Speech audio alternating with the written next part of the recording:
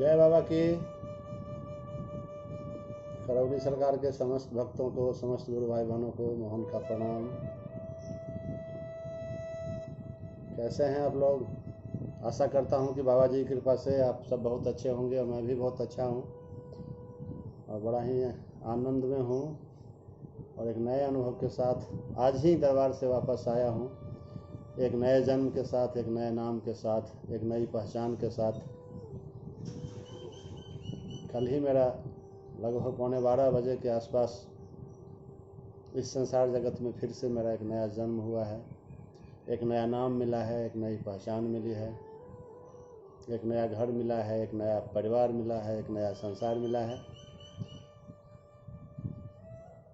फिर से आप सबों को मेरा प्रणाम। जय बाबा की। इनसे मिलिए, ये मेरी धर्म पत्नी है हेमा,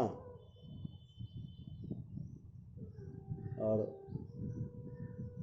बड़ी प्रतीक्षा में थी कि आखिर जब आप दरबार से आएंगे, अपनी गुरु दीक्षा ली, तो आखिर आपको मिला क्या क्या वहाँ।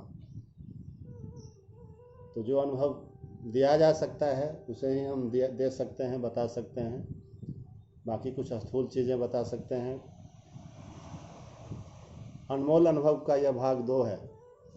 इससे पहले मैंने अपने एक पहले एपिसोड में अनमोल अनुभव में कहा था कि मेरी 10 वर्षों की तपस्या पूर्ण हुई दीक्षा भजन के रूप में। 10 नहीं, 11 वर्ष कह लीजिए, लगभग 11 वर्ष लगे उस दीक्षा भजन को लिखने के लिए। और जब से मैंने करौली सरकार को जाना तो लगभग 1.25 वर्ष लगे मुझे एक नया नाम मिलने में, एक नई पहचान मिलने में। मैं दरबार आया ही था बस इसलिए पहली बार कि एक तो मेरे पितरों की मुक्ति हो और दूसरे कि यहाँ से जो कुछ ज्ञान विज्ञान जो अद्भुत इस संसार में है आज के इस कलिकाल के घोर समय में, उसमें से कुछ भाग कुछ प्रसाद के रूप में हमें भी मिल सके। इसके लिए लगभग 1.25 वर्षों से लगातार प्रयासरत था। बाबा जी की भक्ति में था, गुरु जी की भक्ति में था, माता जी की भक्ति में था, भगवान भोलेनाथ जी की भक्ति में था। और अंत में होते होते वह क्षण भी कल मेरे जीवन में आया कि मुझे फिर से एक नया नाम मिला, नया स्वरूप मिला, नई पहचान मिली, नया परिवार मिला। बाबा जी, माता जी, भगवान भोलेनाथ जी, गुरु माता कामाख्या जी, गुरु जी, छोटी गुरु माता जी, समस्त करौली दरबार के श्री चरणों में हमारा बारंबार प्रणाम है कि उन्होंने मुझ जैसे अभागे को भी अपनाया, अपना नाम दिया, अपनी पहचान दी, अपनी आंचल दिया। बहुत कुछ संस्मरण लाया हूँ, बहुत सारी यादें लाया हूँ, बहुत सारे अनुभव लाया हूँ। अनमोल अनुभव के इस सीरीज़ में ऐसे ही हम आगे चर्चा बराबर करते रहेंगे। आज बस छोटी सी चर्चा करेंगे। कई सारे मित्रों ने जो गुरु दीक्षित नहीं हुए कल, जो दरबार नहीं जा सके, फ़ोन कॉल के माध्यम से, यूट्यूब चैनल पर कमेंट के माध्यम से या व्हाट्सएप पर मैसेज के माध्यम से बड़े उत्साहित होकर, बड़े जिज्ञासु होकर पूछा कि आखिर गुरु दीक्षा होती है तो वहाँ जो किट मिलता है उसमें क्या क्या होता है, वो बड़ा सा डब्बा जो आपके हाथ में था उसमें क्या था। दरअसल जब मैं दीक्षा लेकर दीक्षागृह से भावना से ओतप्रोत बाहर निकल रहा था तो बाहर में एक मित्र थे जो मुझे जानते थे भजरे डेमन श्री राधा रमन के नाम से कि उसी का मैं लेखक हूँ या गायक हूँ, मैंने ही वह भजन गाया है। अन्य दरबारों में और करौली दरबार में बहुत सारा अंतर मैंने पाया है, बहुत व्यवस्था से लेकर के एक एक चीज़ों पर। करौली दरबार के अंदर में, करौली सरकार के अंदर में जो अपनेपन की भावना है, जो भाईचारा है, जो सपोर्ट सिस्टम है, एक दूसरे को प्रेरित करने की, एक दूसरे को सहायता पहुंचाने की, एक दूसरे के सुख दुख में भाग लेने की, एक दूसरे के साथ हंसी खुशी बांटने की, ऐसा मैंने किसी भी दरबार में नहीं देखा है। दरबार तो बहुत है, बहुत सारे संस्थाओं से समय समय पर बहुत सारे संस्थाओं के लोगों से मेरा बहुत बाल्यकाल से ही, लगभग 20 वर्ष की उम्र से ही मिलना जुलना रहा है। लगभग 25 वर्षों से अध्यात्म की खोज में इधर उधर कहीं ना कहीं मैं जाता रहा, रुकता रहा, टहलता रहा, और आते आते बाबा भोलेनाथ की कृपा रही कि करौली दरबार मुझे मिल गया। दीक्षा कार्यक्रम कैसे कैसे क्या क्या होता है, इस पर हम कभी आगे चर्चा करेंगे। आज बस उस क्षण की और अंतिम क्षणों की चर्चा कर रहे हैं, अनुभव बांट रहे हैं।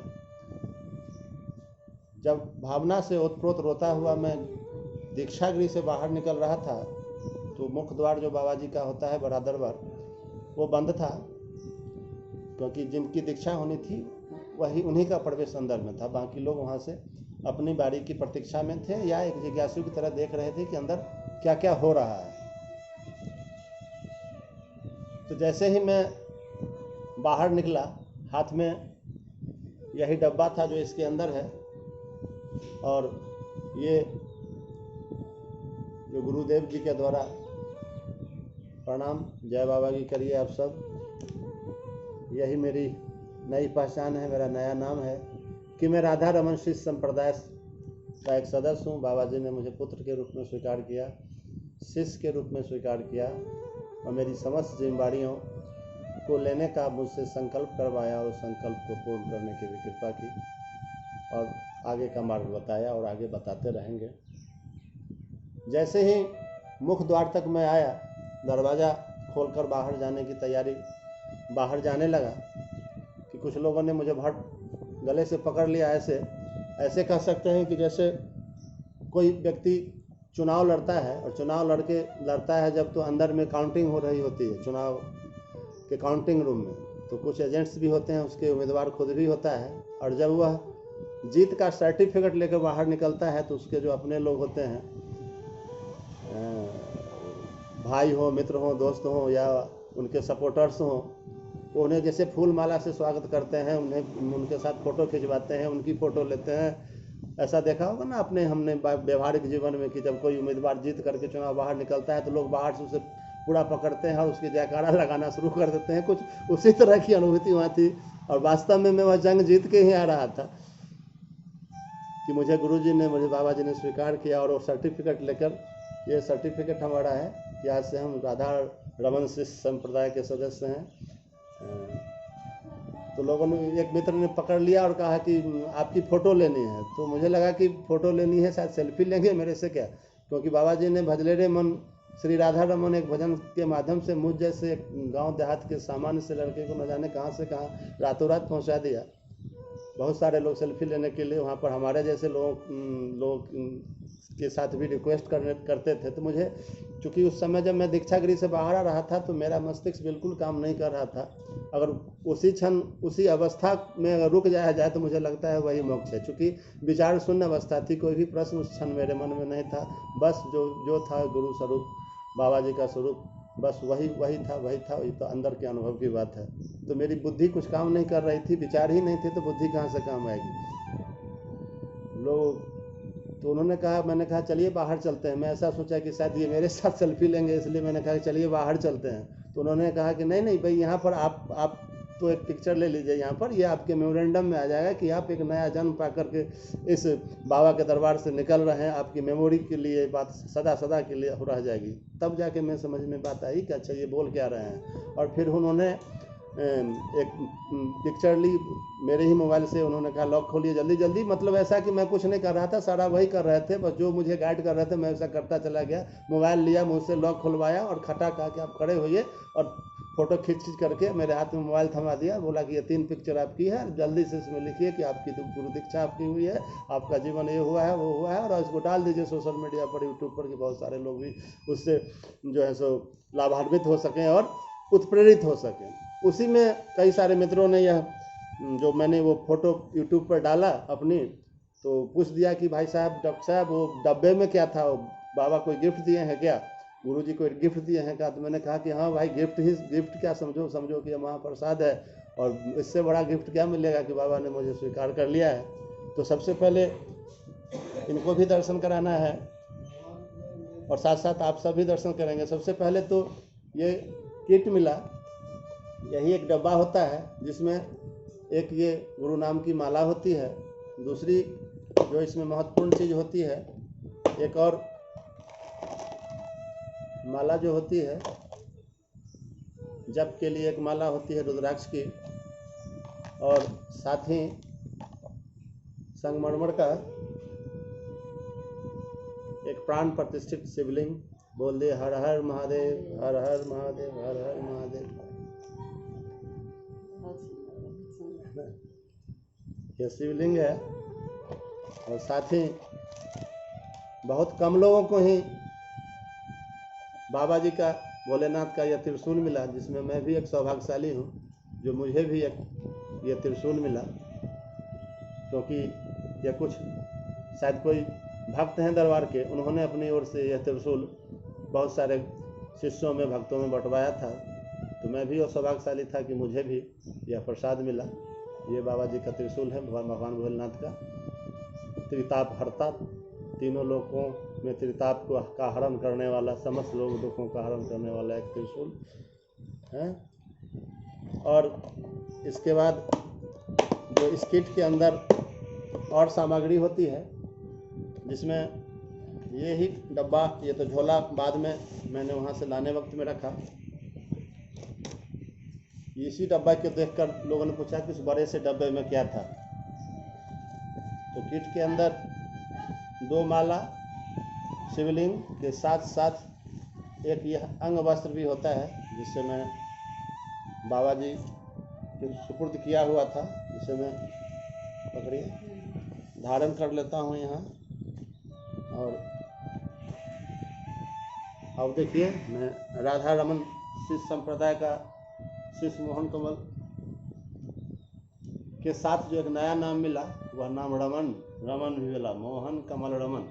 आज से हम मोहन भी हैं, कमल भी हैं, और बाबा जी के पुत्र रमन भी हैं। मोहन कमल रमन का फिर से प्रणाम स्वीकार करिए, जय बाबा की। और जो जिसकी कल्पना भी नहीं की थी, गुरुजी ने यह चीज़ हम लोगों को सुपुर्द की, हम लोगों को प्रसाद स्वरूप में, वो बाबा जी की अत्यंत ही खूबसूरत मूर्ति।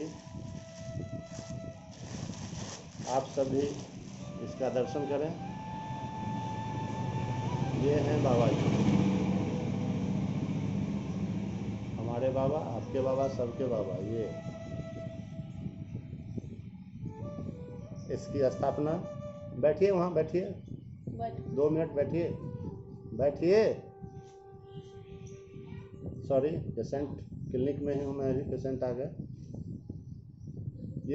यही खूबसूरत बाबा जी की अनुपम दिव्य स्वरूप की मूर्ति जो इस बड़े डब्बे में रहती है, यह भी हमें प्राप्त हुआ।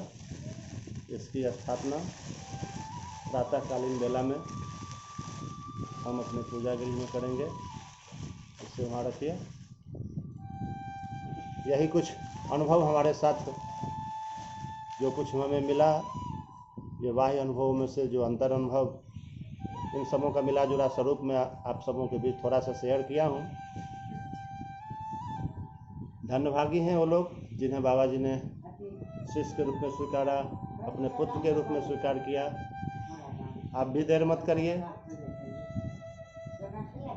दरबार की जो चिकित्सा व्यवस्था है उसको पूर्ण कीजिए, और पूर्ण करने के बाद एक नया नाम, एक नई पहचान, एक नई दुनिया बसाइए।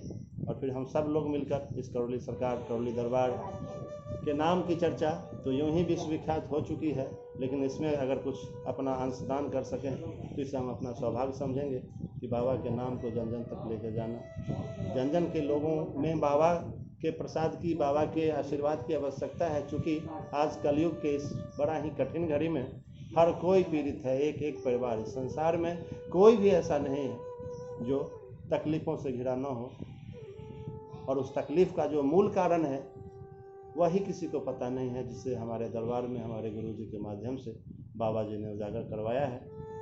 तो आज अनमोल अनुभव की इस कड़ी को, इस दूसरे भाग को हम यहीं पर विराम देते हैं, और फिर हम अनमोल अनुभव के तीसरे भाग को लेकर आप सबों के बीच जल्द ही आएंगे।